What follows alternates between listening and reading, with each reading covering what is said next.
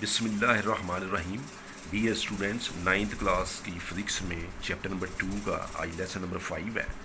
आज का हमारा टॉपिक है distance time graph when object moving with variable speed. इससे पीछे भी दो हम पढ़ चुके हैं, तो आज जो है वो वेरिएबल स्पीड के साथ है। ग्राफ किताब में आपको दिया गया है जिसके एक्स एक्सिस पे टाइम है सेकंड्स में और इस तरफ जो है ये डिस्टेंस है मीटर्स में।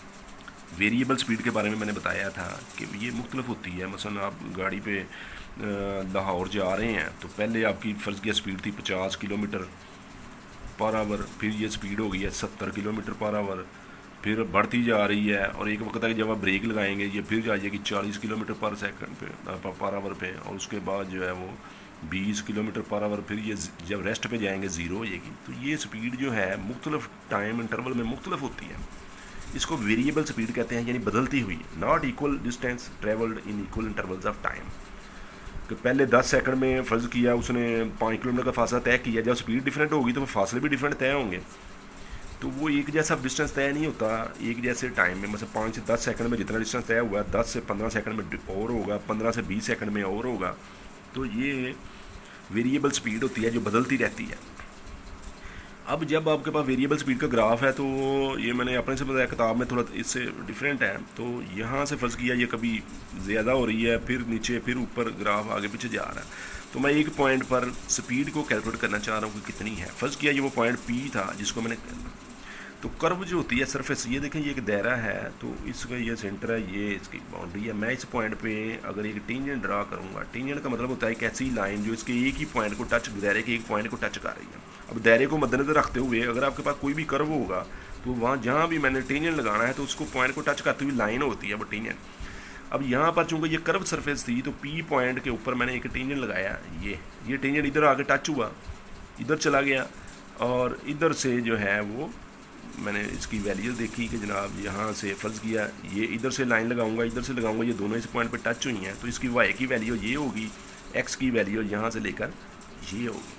तो स्लोप जो होता है वो वाई की वैल्यू ओवर एक्स की वैल्यू होती है किसी भी चीज़ की, वैल्यू ऑन वाई एक्सिस और वैल्यू ऑन एक्स एक्सिस, इसको स्लोप कहते हैं।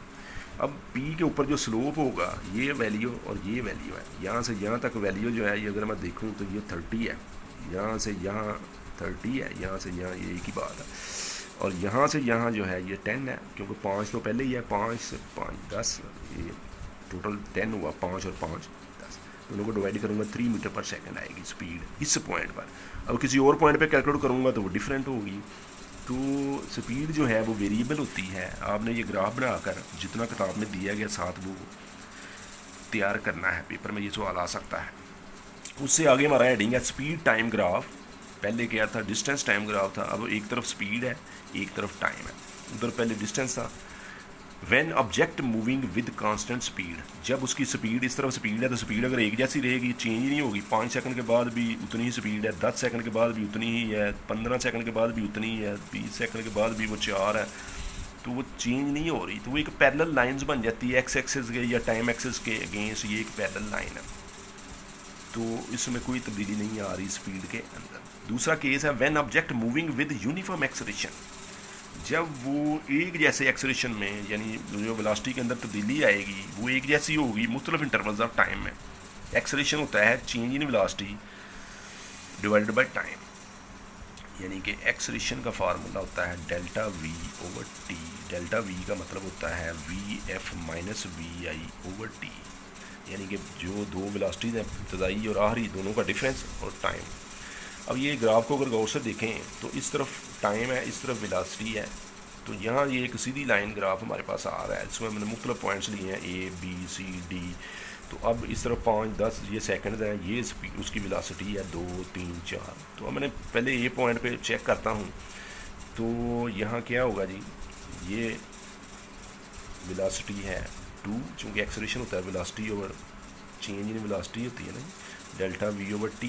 तो चेंज कितनी हुई, 0 से 2 ही चेंज हुई, और टाइम कितना लगा, 5 सेकंड डिवाइड किया तो ये एक्सेलरेशन आ गया। अब मैं इस पॉइंट पे चेक करने लगा हूँ जी, यहाँ क्या होगा, ये 4 है ऊपर की वैल्यू, नीचे वाली वैल्यू जो है ये यहाँ से यहाँ 10 है, तो ये इसको डिवाइड करूँगा, ये आंसर आएगा 0.4 मीटर पर सेकेंड। स्केल। इसका मतलब है पहला आंसर और दूसरा आंसर, पहले 5 सेकंड में भी वही तब्दीली आई है, दूसरे 5 सेकंड में भी वही तब्दीली आई है। तो ये यूनिफॉर्म एक्सेलरेशन है, एक जैसा एक्सेलरेशन रहता है। Uniform acceleration means same change in velocity in equal intervals. एक इंटरवल ये है, एक ये है, तो इक्वल इंटरवल्स 5-5 सेकंड के बराबर बराबर वक्फे हैं, तो हर वक्फे में एक जैसी तब्दीली आ रही है, जिसकी वजह से उसका एक्सेलरेशन भी सेम आ रहा है। इसको हम कहते हैं when object moving with uniform acceleration. तो ग्राफ की शेप जो है ये स्ट्रेट लाइन शेप होती है, और जब वो कांस्टेंट स्पीड से होता है तो उसकी शेप जो है वो पैरेलल लाइंस होती है। यहाँ तक आज का आपका लेसन है। नेक्स्ट लेसन में हम 3 इक्वेशंस ऑफ मोशन जो है उनको डिस्कस करेंगे।